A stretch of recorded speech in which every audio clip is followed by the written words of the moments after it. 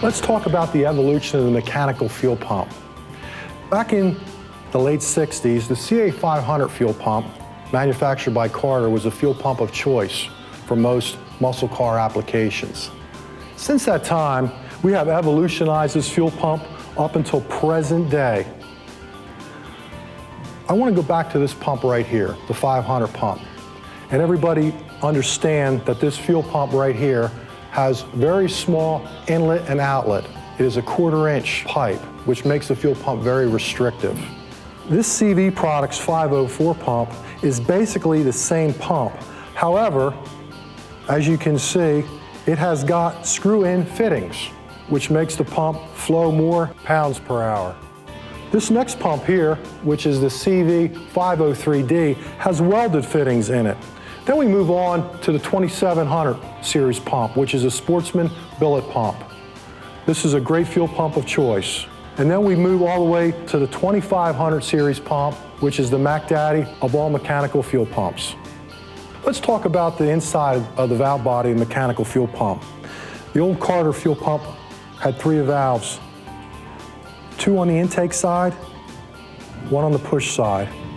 So a lot of times I get questions from guys that call in and we talk about valving in the fuel pump. One of the first questions I always ask is how many valves is in your pump? This is what I'm talking about.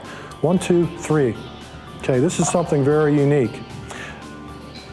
This pump here is a 6-valve pump. This was also designed back in the late 60s. Somewhere in that time frame, I'm not really sure. What's unique about this pump is it's made from zinc. Also, it's got 180-degree openings.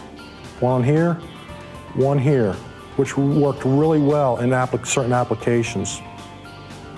We move on to the billet style pump, which has 5 valves, 3 on the intake, 2 on the push.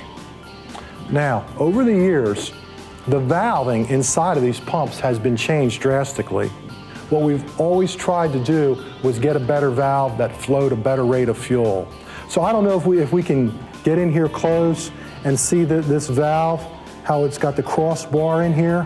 So the only fuel getting to the engine is through those 4 little openings there on each one of these valves.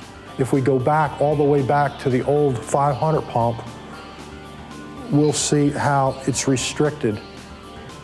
Okay, this causes a problem with today's fuels. We would prefer that you switch to a valving that was much more open, that would allow the fuel to flow extremely easy to the engine. Something else I want to point out to you that's pretty unique. Somebody that's running an oxygenated fuel or a methanol, this is a nickel-plated valve body. They make an entire nickel-plated pump, which is the CV 2600 pump.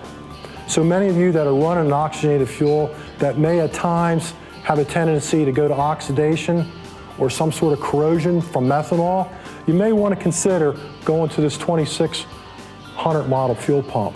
It's the same pump as this, but as you can see, it's nickel plated.